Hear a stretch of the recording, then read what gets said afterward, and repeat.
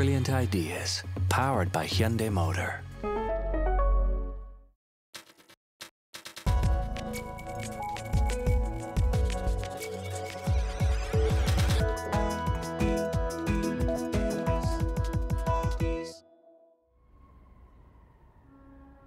Times Square, New York. This giant projection is the work of Swiss artist Pipilotti Rist. The video is part of an important exhibition of her work that's about to open at the new museum in the city. You clearly had the feeling that the video wanted to break out. You had the feeling that the video wanted to come towards you. There was something extremely visceral, extremely physical about it. She's one of the most acclaimed artists working anywhere in the world. A pioneer of video art and multimedia installations, her works envelop viewers in kaleidoscopic projections that fuse the natural world with technology. The first thing is that you are really seduced. She mesmerizes us immediately. It really is about, kind of unscrewing the top of your skull and getting out of your normal way of looking at things. Every time you see it, there is an immediate connection for that work because somehow those images are the same images you have dreamt of. Pipilotti Rist had this epiphany there for the first time. She actually compared video to a handbag. You can pack it all in. She can bring in painting, she can bring in installation, she can bring in poetry, she can bring in music, she can bring in sound, she can bring in everything. It's in a way, it's a handbag.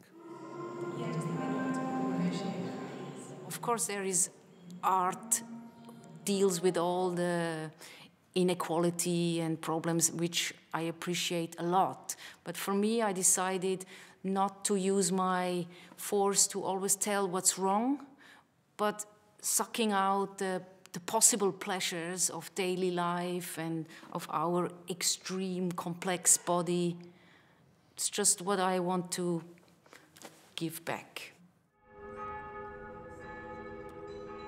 Pipilotti lives and works in Zurich. Hey, come with me. Hidden beneath an office building, her studio is a treasure trove of the materials she needs to make her technically complex works. Her art might be willfully chaotic, but her studio is a hub of productivity and careful organisation. This was the pixel forest in the beginning. Like props, artificial grass. Here you see still DVDs, former masters. Ui. Voltage meters, screws, electro. Pipilotti was born in Grabs, a remote part of the Swiss Alps. A very wild, loud house, and my mother would be in her sleeping room reading books, and we could often organize our daily lives ourselves. Pipilotti is a person that is quite exceptional, not only in her work, but in her behavior. I think is the only person I know who chose her own name by taking inspiration from the wonderful fairy tales and fables of Pippi Longstockings. In school, people called me Pippi, and family called me Lotti. I'm always afraid I cannot live up to the name because the name really promises completely free, with no constraints, without fears, and I'm still working on that. Ich schraube die Fersen an die Decke, dann lasse ich los. My work was always colorful, but I think reality is as colorful as my work.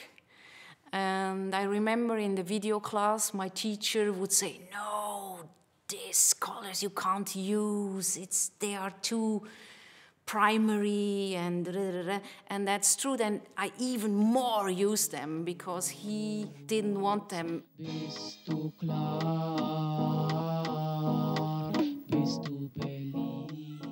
Pipilotti's very first video work brought her national attention.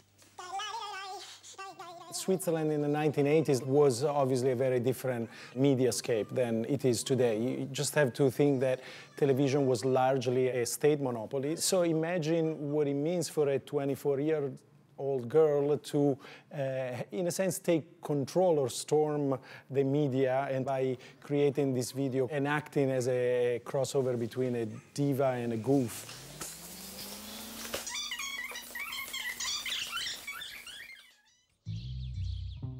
An antidote to the oblique video art of the late 20th century, Pipilotti's work stood out for being fast-paced, irreverent, and with her signature use of vivid colour. The idea that in Western society, and especially in Europe, colors are suspicious because they are sucking you in, you have no control over it, it's very emotional, you fall into them, as black and white is really a line and you can make a letter, a clear word, and black means respectful person, and colorful means you're a gypsy, proletarian, exotism. So that was always for me clear that I have to stand up for the colors. And I love them. And for me, colors is always a symbol of life. If I'm going to a depressed face, I see less color. She used everything that video can give with the colors and with the music and with her acting, with the speed, with the slow-mo, with everything, how she could warm up this cold medium. It wasn't just what was in the video that Pipilotti revolutionised, but also how people saw her work. I am a war. I am a war. Selfless in the Bath of Lava features Pipilotti screaming up to the viewer from what looked like a portal into the underworld. You have done everything better. It's a small monitor that's embedded in the floor, and it looks like she's trapped in this space trying to get out. You know, this is where there is sort of this Alice in Wonderland playfulness in her work. I used a naked figure in hell, but for me, naked figure means no time, no social class. But the work deals with the idea of the hell of Christian, Jewish, Muslim idea of if we don't do what God wants or other people tell that God wants, that we are punished.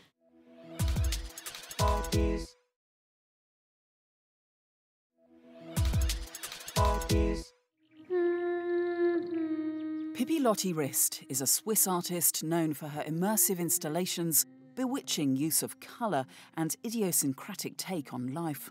She's curious about everything. The first work back in the 90s that we produced with her was Avery's Overall. And she smashed my car.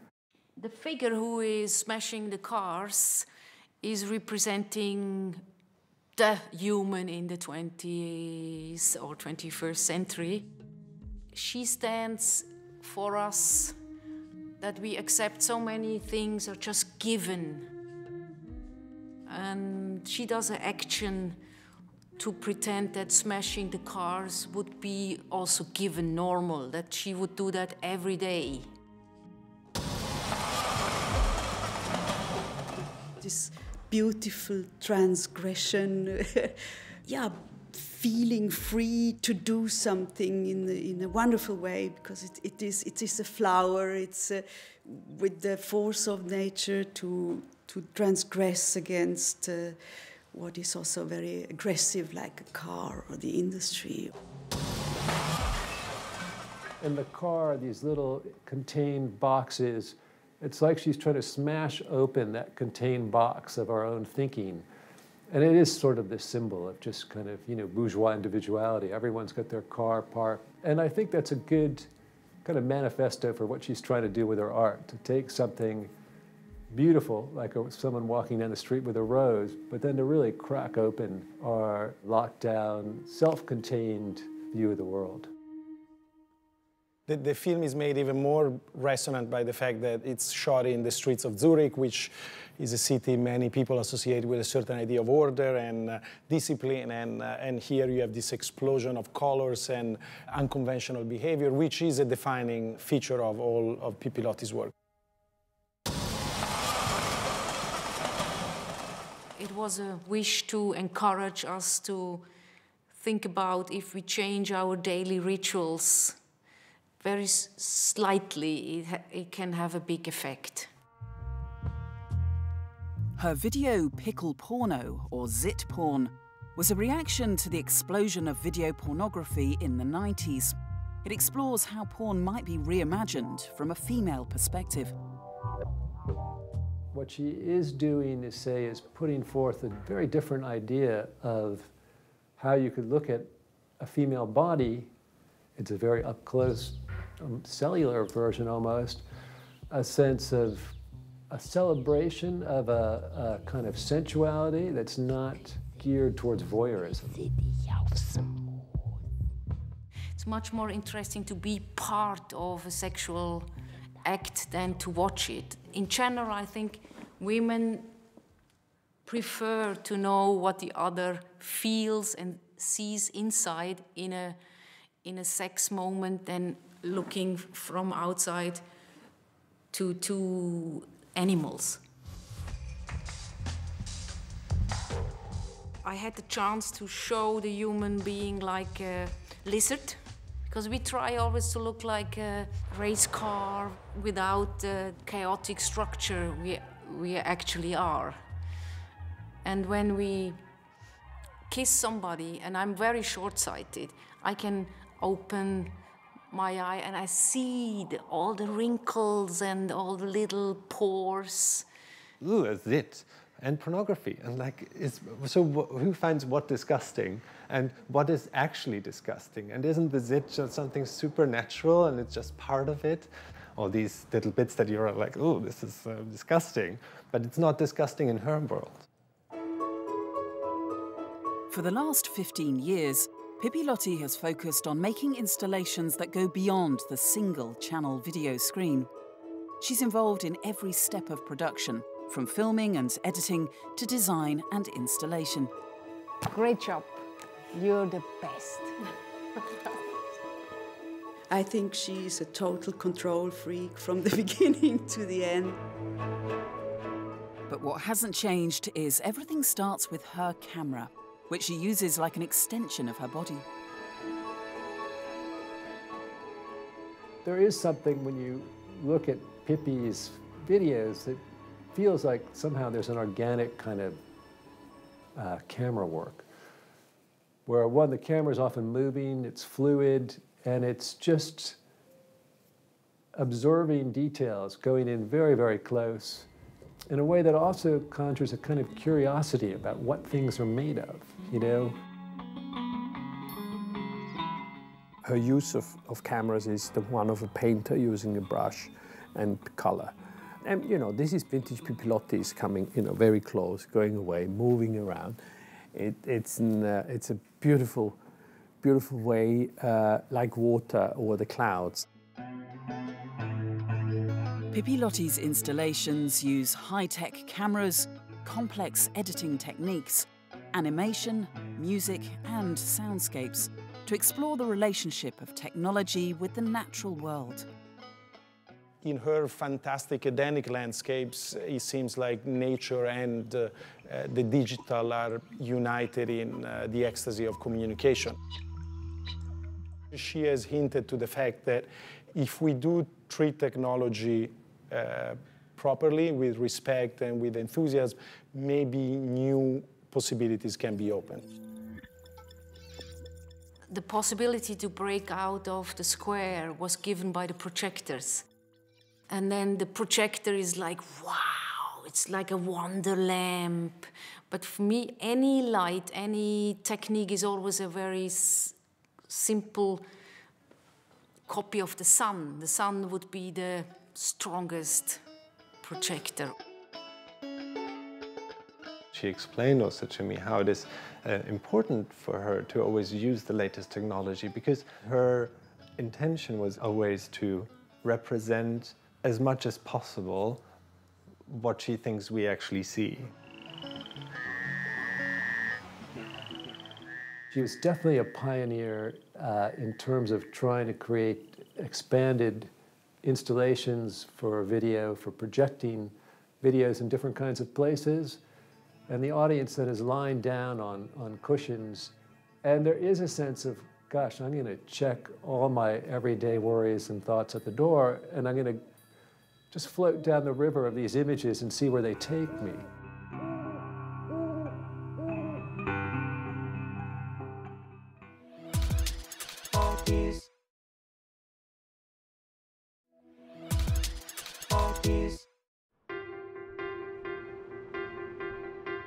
Swiss artist Pipilotti Rist has been invited to make a new artwork for her exhibition at the New Museum in Manhattan.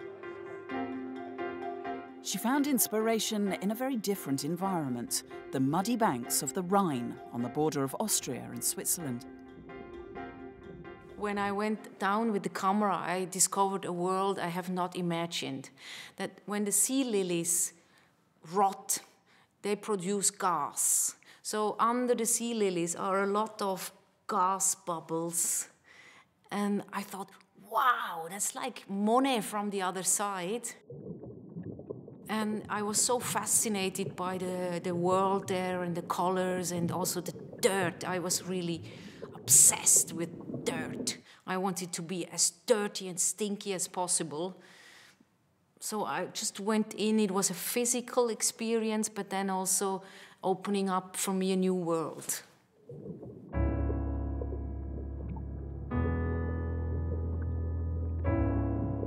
There is the idea of opening the ceiling of a room, a church, a palace, with the illusion of a fugue to the sky and obviously to those associations that connect the sky to heaven or to God or to a spiritual dimension. So in this new piece, Pipilotti moves the screen from being in front of your eyes to the ceiling and to the sky. You realize that Pipilotti is suggesting that maybe God is not in the sky, but is in the water.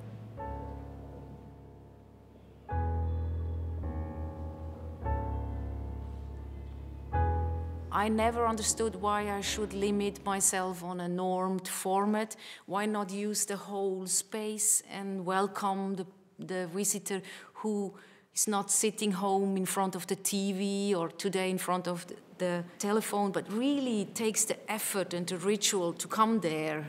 So then really welcome this person.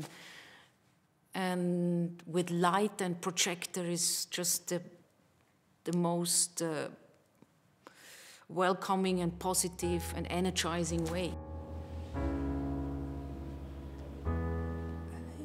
The frontal experience she doesn't like. She wants to lay you on your back or on your belly. And the installation shots, you know, they very often, unless they are film stills, they need to have, she wants people in there. You know, this is classical Pipilotti photo shooting. It only makes sense with the people. It's interactive in the purest way. Often I want them to feel coming home or feeling not alone.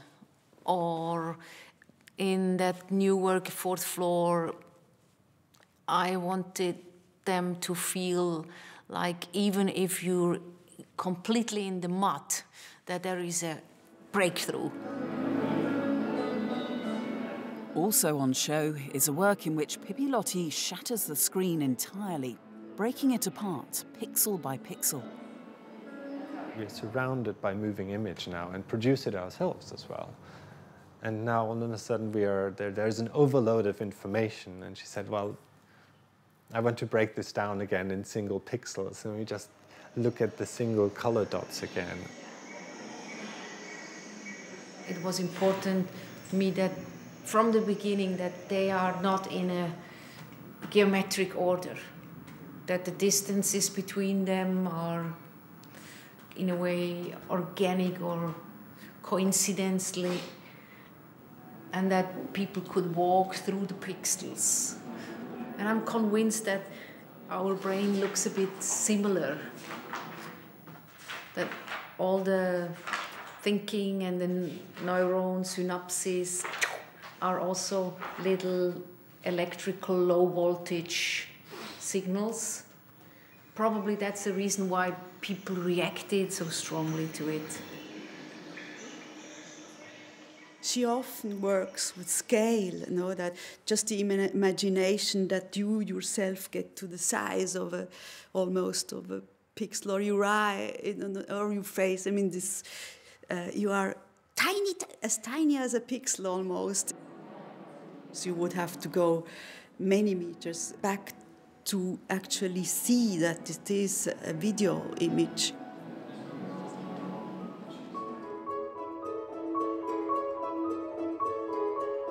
She addresses the different senses, not only the visual sense. And I think that sort of multi-sensory aspect is something which is particularly strong. You experience the piece not only with your eyes, but also with your feet. It appeals to all your senses. You're given access to a reality that is superior or more intense or surreal, and that somehow you're too jaded to see, and she reminds you that there is a possibility to see things so intensive. There's a sense of trying to recover some way of knowing the world that we all already have in us, but that we've seriously suppressed as part of our contract with the world about what being a responsible adult is. What's very important for me is her view of beauty. Like, what is alive is beautiful. So look at it closely. There is no ugliness there. I think it's all about love, her work. It's about love to yourself. It's love to the other. It is love to nature, even to love to mortality, to beauty and dirt and all of that. I think that's her message.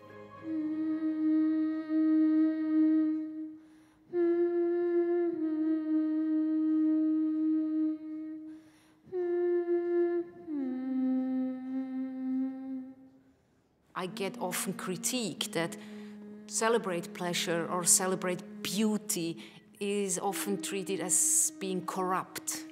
But I think to work on beauty and pleasure without selling something is extremely needed, that we can relax our brains, that we can contemplate, come back to us.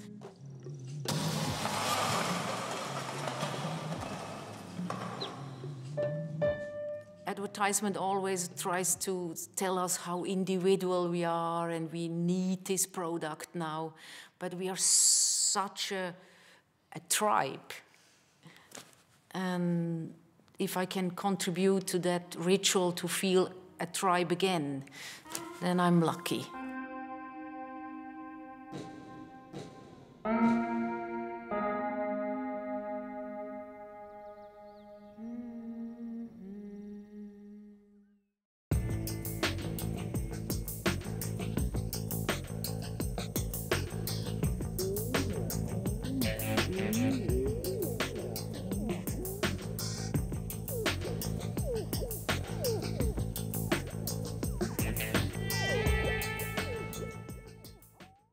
Brilliant ideas, powered by Hyundai Motor.